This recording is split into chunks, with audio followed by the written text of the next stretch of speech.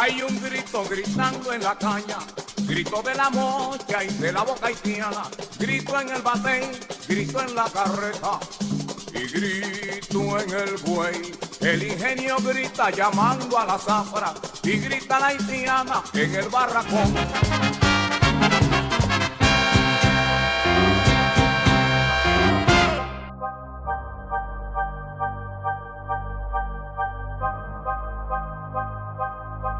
En el año 1517 fueron traídos braceros extranjeros para dedicarse al corte y cultivo de la caña. El proceso de la molienda de la caña de azúcar se hacía en trapiche. Es bueno señalar primero el trapiche. El trapiche son dos piedras redondas donde se prensa la caña y se le saca el jugo, o sea, el guarapo, para procesar el azúcar en calderos. Entonces esa piedra se va moviendo. Antes primeramente eran animales, pero usaban los españoles, usaban los aborígenes primeramente. A los aborígenes moverlo, no tener la resistencia, y ya los españoles ya había venido el proceso de trabajadores esclavos africanos, los cuales pasaron ya del primer ingenio de 1517 en Jaina, a base de trapiche, de producción de azúcar, pasaron a la mano de obra indígena, a la esclava africana. Entonces después esos haitianos, que eran también de origen africanos, como son de origen africano los negros norteamericanos y de toda América, porque la raza negra fue procedente de África. O sea, su país nativo, su viejo país, sus centrales están en África, como lo tenía el mismo presidente Obama, visitaba en África a sus abuelos, o sea, que era de origen africano porque su padre era de origen africano. Los negros africanos esclavos aquí trabajaron ya en los mismos en los 1520 o 30, cuando fundaron el ingenio la familia de Colón, los Toledo, el ingenio de los Toledo, que fue en la proximidad de Santo Domingo, en la parte norte, que todavía están las ruinas de ese ingenio a base de trapiche de producción de azúcar para transportarle hacia España, porque se usaban, eso no eran ingenios formales, sino a base de trapiche, y el azúcar se cocía, o sea, en calderos o pailas, que era que le llamaban, o le llaman los españoles las pailas, donde ahí ya se hacía la melaza, el azúcar ya como proceso ya de producción de ese tipo, ese dulce, que tanto ha servido para el desarrollo de la economía de nuestros países. De Macorís y pases por Santa Fe para buscarte tu caña de la serie 23. Cómete tu caña, ay, cómete tu caña, cómete tu caña que la traje para ti. Empresas norteamericanas y mecánicos cubanos fueron pioneros, contribuyeron con la fundación de los primeros ingenios azucareros. La caña bien bandole. El primer ingenio a vapor lo trajo el cubano Juan M. Chazurra, que fue el ingenio Angelina, en el que empezó a laborar en 1876 propiamente. Es el primer ingenio a vapor de nuestro país. Un cubano que por producto de la lucha española, por la independencia ya, emigraron hacia este país y se ubicaron precisamente en Angelina, en la hacienda El Higo, próximo a donde está ubicado precisamente ese ingenio azucarero.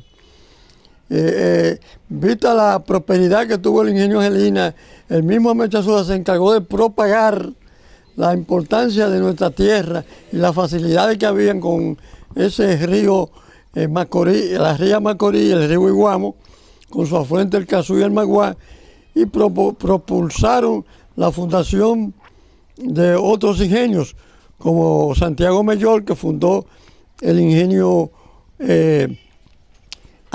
Porvenir en el 1884. Luego, posteriormente, para el 90 y tanto, se fundó el ingenio el ingenio Puerto Rico, que estaba en la más occidental, próximo donde está el ingenio Colón, por los hermanos Serrayé. Juan Serrayé fundaron ese ingenio de origen puertorriqueño, estos. Además vinieron los hermanos Castro, Fernández Castro, y fundaron el ingenio, primero el Cristóbal Colón, que luego pasó a otra familia de índole italiana, y luego a los Vicini, que lo compraron por cualquier razón.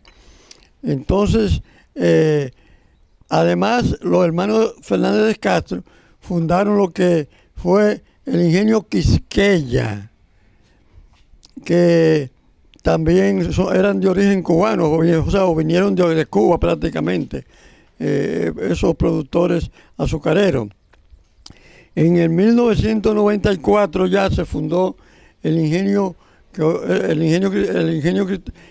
Cristóbal Colón y también el ingenio que hoy llamamos Santa Fe, que se lo fundó el norteamericano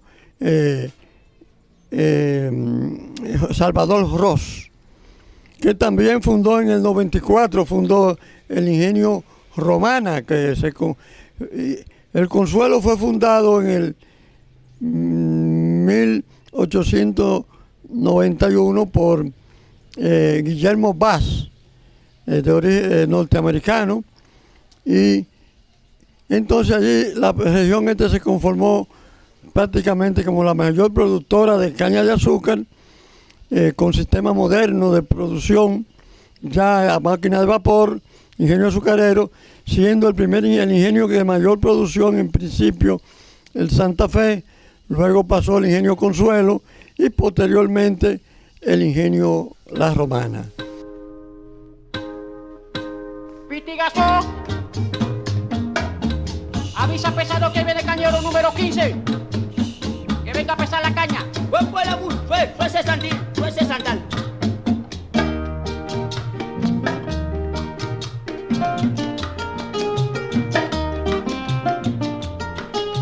Pesa la caña bien, bandole,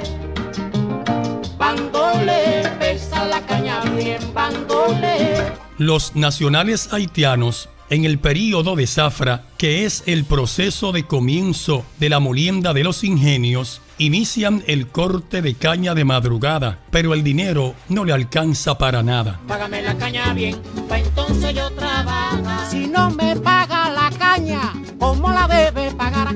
Pues te dejo tu batey, me voy pa' la capital mayor.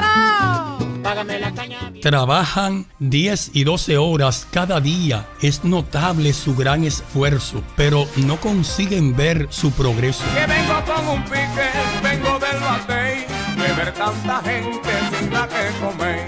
La caña cortada se la come el sol, si la paga es mala hay algo peor, y son las entrañas de aquel pesador y el otro que llaman administrador. Trabajan hasta el atardecer, desde muy joven hasta llegar a envejecer. El haitiano ausente, presente en la caña, hace una melcocha o chocolate de agua, y al filo de mocha, de sol y machete, así se alimenta con filo filete.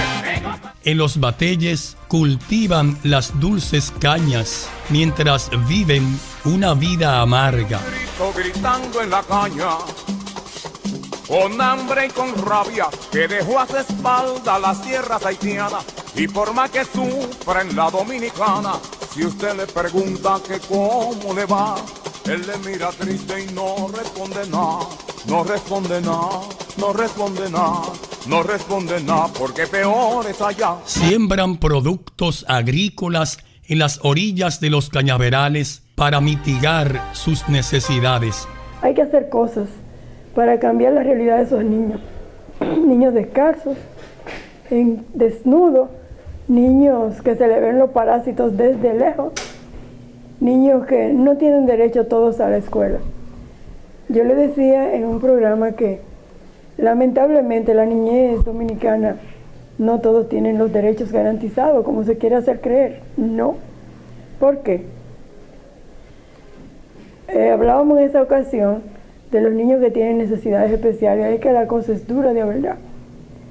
Porque aquí solamente tienen derecho a educación niños con necesidades especiales que tienen padres de buena economía. Los demás no tienen. Y eso yo lo he experimentado en carne viva. En carne viva lo he experimentado. Eso es aquí en San Pedro de Macorís. Pero si no vamos a Sofateye, las condiciones son difíciles, son mucho más fuertes, más arraigadas. Hambre. Todos sabemos que los ingenios constituían una fuente de empleo, que los padres sacaban sus sustentos de ahí, que resolvían las necesidades básicas, fundamentales de sus hijos, pero ya no contamos con esa fuente de producción. Sí, Cesario, en el corte de la caña durante muchos años, la mano de obra o los braceros dominicanos también han participado. Muchos de los campesinos nuestros dependen de la caña. Quien te habla, no me avergüenzo decirlo, me tocó en mi niñez incluso participar. Mi padrastro, que fue un hombre que entregó su vida total, y gran parte de mi familia, también picaron la caña, cultivaron la caña, la sembraron y la tiraron, hicieron de todo. A ver si esa gran brecha, esa gran diferencia social que existe, a ver si luchamos, a ver si se cierra un poquito, porque ciertamente los braceros y en otras instituciones, trabajadores menores, ¿verdad? Menores en el sentido de consideración económica, son los que hacen el trabajo duro, y sin embargo muchas veces son los que menos se benefician de esa labor que se desarrolla. A veces cobrando 7, 8, hasta 5,000 pesos. Entre tanto hay otros de oficina que se dan el lujo 100, 200, 300, 1 millón y tanto, además de los otros privilegios que se le brinda. Luchemos para que esa gran brecha que existe social y económica entre nosotros los seres humanos se cierre, aunque sea un poquito, porque Cesario, ese tema no se toca, pero muchas veces es un tema que provoca violencia, que provoca esa gran diferencia social, provoca incertidumbre, desesperanza entre nosotros los seres humanos que tenemos la misma sangre por dentro, somos conciudadanos, somos hermanos. Vamos a considerarlo un poquito más. Esos campesinos, esos braceros, esas personas que han dado toda su vida en el campo, que han dado toda su vida por la caña, debieran recibir un poquito más de esa miel que genera ese palito dulce que se llama caña de azúcar. Las realidades de pobreza se exhiben en esos barracones, están en el olvido esos moradores. Han dejado a estos pobladores realmente en situación de marginalidad. Estas comunidades son comunidades aisladas, comunidades muy empobrecidas, comunidades que padecen mucho sufrimiento, primero porque no tienen comunicaciones. Para llegar hasta ellas requiere trasladarse por caminos de muy mal tránsito. Son comunidades que no tienen abastecimiento de los recursos más normales, como serían el agua corriente, los debidos suministros de alcantarillado, de drenaje, de instalación eléctrica, etc. Son, en definitiva, infrapoblaciones que sufren gravemente de los servicios esenciales más básicos. Hay muchas personas que, como te digo, que nos discriminan por ser batalleros, porque no son de aquí. Vamos a suponer la gente de Santo Domingo, que dicen, por ejemplo, tú vas por ahí, por la capital, y te preguntan dónde tú eres. Tú dices, bueno, yo soy de tal batey.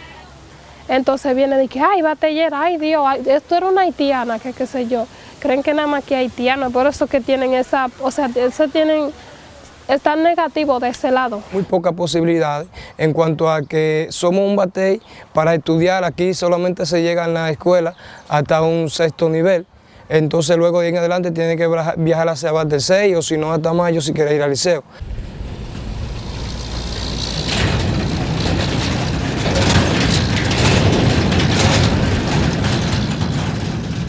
Eso limita a los estudiantes porque si uno sale de la escuela, del liceo a las 6 y todavía son las 7 de la noche y uno no ha llegado a su casa por lo solitario de la carretera, entonces eso puede que en algunos casos le quite el deseo al estudiante de ir y decir, no, yo no voy a seguir estudiando porque yo cojo mucha lucha en el trayecto de mi casa a la escuela. Mucho de mi promoción ellos dejaron de estudiar porque no querían seguir por la barrera que había, que a veces quizás llegaban y no encontraban ni un plátano para comer.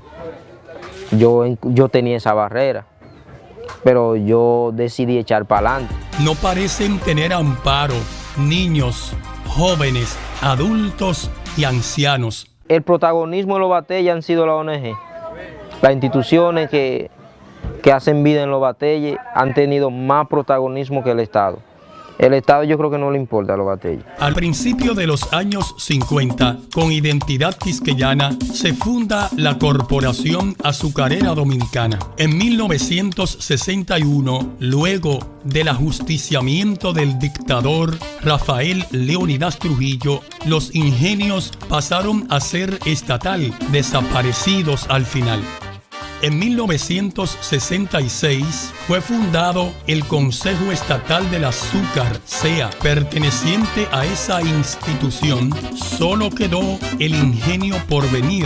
Con el paso de los años, su molienda se ha visto disminuir. Los ingenios del Consejo Estatal del Azúcar, CEA, eran 12. Entre ellos está el Porvenir, que es el único que todavía está en poder del Consejo Estatal del Azúcar, que está radicado en esta ciudad. Está el Santa Fe, que lamentablemente desapareció, el Quisqueya, el Consuelo, que lamentablemente desapareció, que es uno de mayor producción. Aquí en San Pedro de Macorís habían 4 ingenios azucareros que pertenecían al Consejo Estatal del Azúcar. Eso es en la última etapa. También en la parte del Cibao estaba Esperanza, estaba el Montellano, que todavía está vigente pero sin operación, y estaba el Central Amistad. En la parte sur estaba el más grande de América, que era el Central Río Jaina, además del ingenio Catarey y también el ingenio de Barahona, que también está en producción actualmente, pero arrendado a una compañía de capital norteamericano y guatemalteco. Macorís padeció bastante en la tierra de los ingenios. Se sufrió bastante. Recuerden que la vida principal del obrero era los incendios, de los grandes carreros, que había alrededor de Macorís 7. Al ellos caer, le cayó mucho la labor de trabajo del obrero. Estaban los muelles, que todos los meses venían a buscar azúcar. Los muelleros fue de lo que mejor salieron recibieron, por Estados Unidos, por uniones. Y después para adelante cayó Macorís. Nosotros pobrecitos en trabajadores pasamos mucha miseria.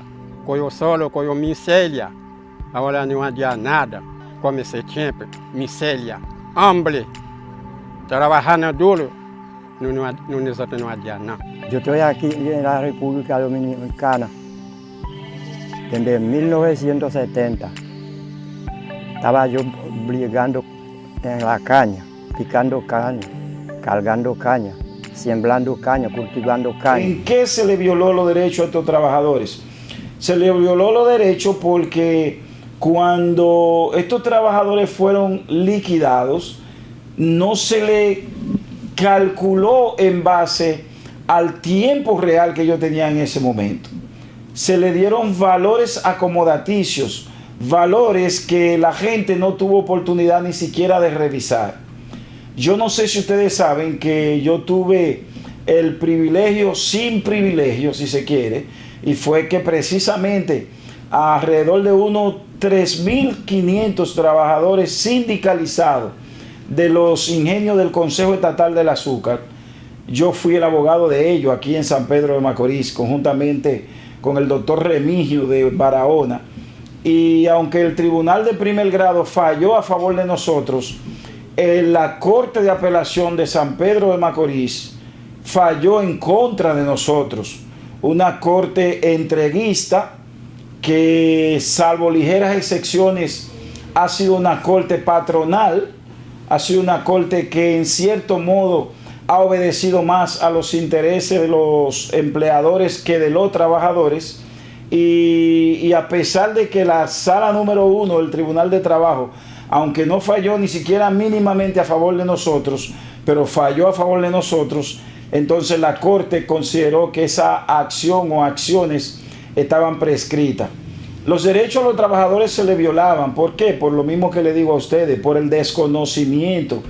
Habían trabajadores que le correspondía mayor número de vacaciones que no le fue entregado igual.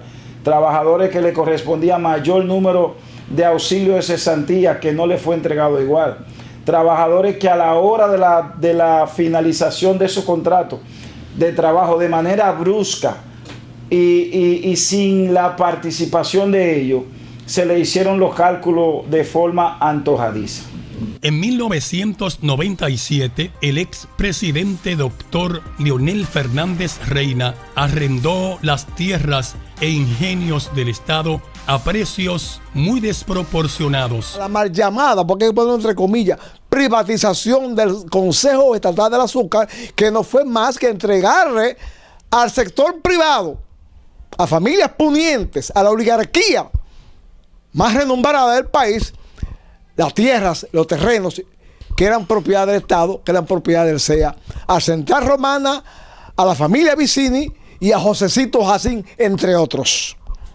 O sea, cuando usted ve esta reiteración, una reiteración que en vez de reivindicar y salir a defender el patrimonio público, como son las tierras del CEA, en este caso lo que hizo fue que acrecentó, le quitó lo poco que tenía el pueblo en manos del Estado para entregárselo de manera política a sectores del sector privado. Desde que mi papá, mi mamá llegaron aquí. Por eso que le digo, mi papá vino en el 20 y mi mamá vino en 22, a según nos contaron. ¿Usted ve? Entonces ellos lo dejaron allá donde le dicen el Toconal. Y de ahí ellos consiguieron su casita por aquí, hicieron todos sus hijos por aquí.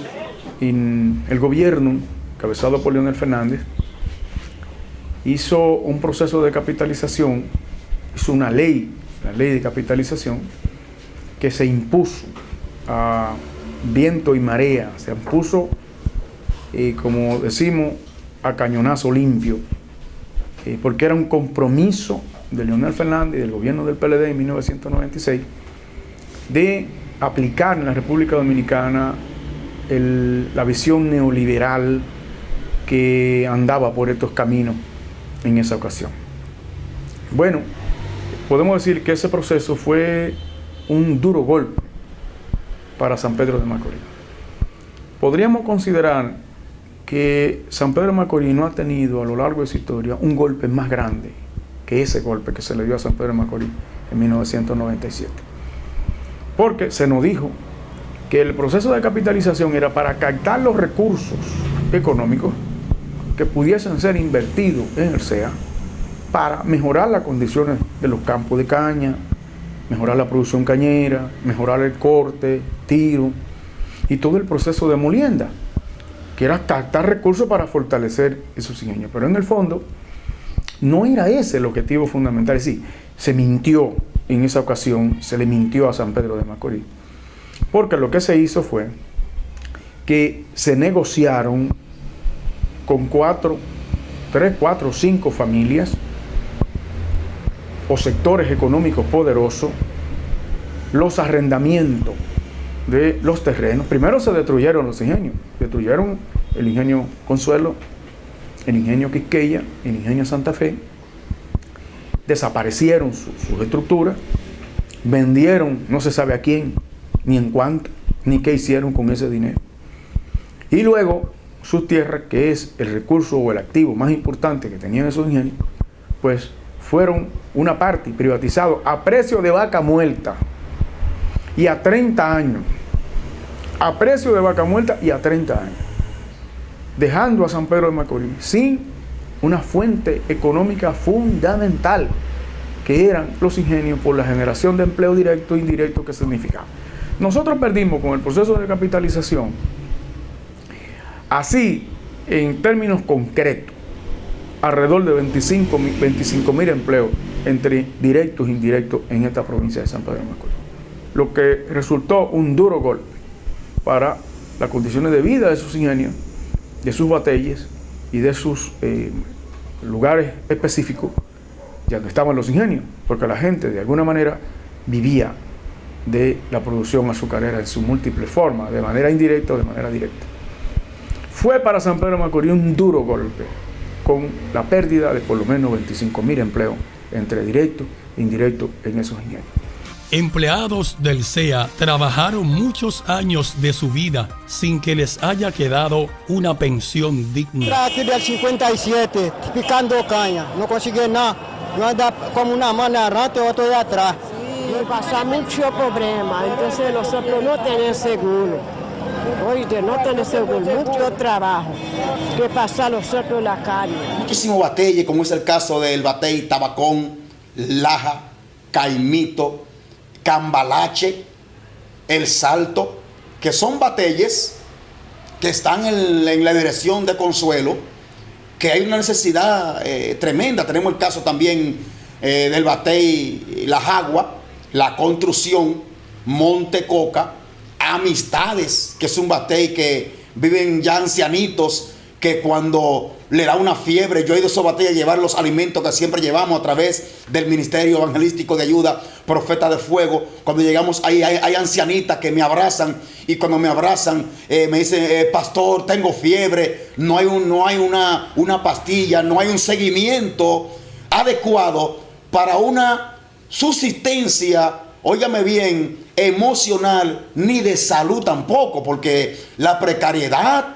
es demasiado fuerte. La precariedad es fuerte, es muy fuerte, es muy fuerte. Hay gente que ha muerto por esos batalles, olvidado por sus familiares. Es más, hay personas que viven en los batalles que su familia lo dan por muerto, y ellos viven en un batey, pasando necesidades y pasando penuria.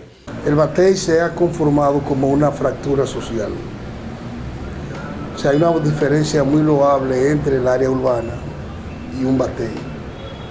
En los recorridos que he visto, las principales enfermedades que afectan a la población de los bateyes. Enfermedades donde el agua actúa como un vehículo pasivo. Entiéndase la leptospirosis, entiéndase la hepatitis A, entiéndase problemas de parasitismo intestinal. He visto enfermedades cuya frecuencia se produce por falta de agua. La falta de agua en el batey, es decir, el hecho de que la población tenga que buscar agua a una distancia de 1 kilómetro a 2 kilómetros, conlleva enfermedades como la escabiasis, conlleva enfermedades como la pediculosis, conlleva muchas enfermedades de piojo. Hay otros grupos de enfermedades que he podido encontrar en el batey, como son las enfermedades donde el agua actúa como vehículo de contagio. Entiéndase el dengue, entiéndase la malaria, entiéndase la chikungunya. ¿Qué ha pasado en el batey? El batey ha sido durante años, décadas, lugares donde confluyen la mayoría de las enfermedades, fruto de la pobreza, fruto del saneamiento inadecuado y fruto de una salubridad e índice muy bajo. Al ocurrir esa problemática en el batey, se van a confluir todas estas enfermedades que te he dicho. En el batey la situación de salud es muy deficiente. Hay una deficiencia con todo lo referente a tecnología en materia de salud. Hay una deficiencia relacionada a la cantidad de medicamentos que necesita el batey.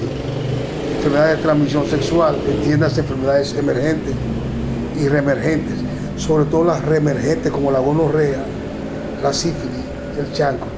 Tú puedes encontrar en un momento dado en los bateyes de nuestras comunidades. Hay otras entidades que se presentan usualmente en época de sequía, como pueden ser enfermedades zoonóticas, entiéndase la rabia canina felina, y en un momento dado, si hay una cobertura muy baja, la rabia humana, si no es tratada. Si es tratada como hacemos nosotros ocasionalmente, usualmente no la vamos a encontrar. Los problemas de conjuntivitis, los problemas de varicela, los problemas de parotiditis, fruto del hacinamiento de la población, son comunes en estos batalles.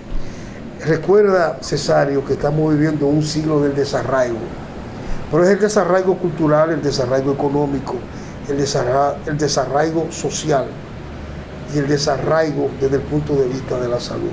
La deuda social acumulada que tenemos con el Batey es enorme. Mi nombre es Juliana de Guispier, nací en los Jovillos de Yamasá. Nací el día 1 de abril del año 1984. Tengo 4 niños, no están declarados todavía porque me están negando mi documento. Y me están sacando los niños del colegio porque necesitan los documentos de los niños. Mis padres llegaron a la República Dominicana a picar caña y mi madre a vender pan en los campos de caña. A veces para negarle la asistencia a los batalles, no, son haitianos, eso tienen que irse para su país. No, no es verdad, en los batalles viven haitianos y dominicanos. Es una comunidad mixta, de manera que la obligación del Estado de asistir a esa comunidad es no es si quieren o no quieren, es una obligación. Los ingenios fueron centros de empleo. Aquí mismo Boledín tenía más de 3.000 trabajadores en el campo y alrededor de 2.000 personas trabajando aquí en el Batey Central, entre oficinistas, mecánicos, carpinteros, pues, choferes. Entonces, todo eso se nos ha ido de la mano. Lejos de progresar, pues hemos retrocedido cerca de 100 años de historia. Lamentablemente las condiciones en las que residimos aquí son críticas, en el sentido de que hay muchas personas que trabajaron para los ingenios de acá de San Pedro de Macorís y demás, y ahora se encuentran en condiciones infrahumanas, muy deplorables y demás. Todo aquí es prácticamente escasez. No hay una fuente sólida de empleo, no existe un lugar donde se puedan subsistir las personas. Hay que salir a emigrar a buscar el sustento. Hay 4 promesas en la Biblia que serán las que te van a mantener los cielos abiertos. Y hay 4 tipos de gentes que la Biblia dice que hay que sustentar: huérfano, viuda, anciano y extranjero. Lo repito: huérfano, viuda, anciano y extranjero. El que hace algo a favor de esos 4 tipos de personajes siempre tendrá los cielos abiertos. Pero el que olvida huérfano, viuda, anciana y extranjero, los cielos se le cierran. Así que acuérdate de los huérfanos, gente que no tiene papá. Acuérdate de aquellas mujeres que no tienen cómo sustentarse porque no tienen marido. Acuérdate de los extranjeros, que es nuestro caso de hoy, los venezolanos, los haitianos, los inmigrantes de otras naciones que se están pudriendo en la calle. Y Dios va a abrir puertas grandes a favor de tu casa y a favor de tu familia. Los moradores en Bateyes expresan a través de los gagá grupos que bailan al ritmo del palo, del alcahuete, del pito y del bambú. Es parte de sus tradiciones, un escape a sus frustraciones. Se desplazan a las ciudades incorporándose a las labores informales, dejando atrás su idioma, el creol, adoptando el castellano cual si fueran dominicanos. Saluda amiga, saluda amigo, saluda vecina, saluda vecino. Cuando Balito no viene la gente pregunta: ¿dónde está Balito? ¿A dónde tú estás mi tío? Balito está perdido, ahora llego yo. Nadie no te compra Balito, Balito conmigo. Llegó Balito, está dulce. Llegó Balito, está bueno. Balito de coco, balito de coco. Coco, coco, está dulce, dulce de coco. Que coco, coco, está bueno, bueno de coco. Coco, está fresco, fresco de coco. Amiga, amiga mía, baila, baila, baila. Si quieres tú, baila, baila. Algunos haitianos y dominicanos fomentan rivalidad entre ellos en vez de socializar como vecinos eternos. Esos 2 países tienen intercambio comercial e interactúan de manera habitual. Los moradores en Batelles promovieron la producción cañera, sostuvieron la industria azucarera. Sin embargo, aún sobreviven en la miseria.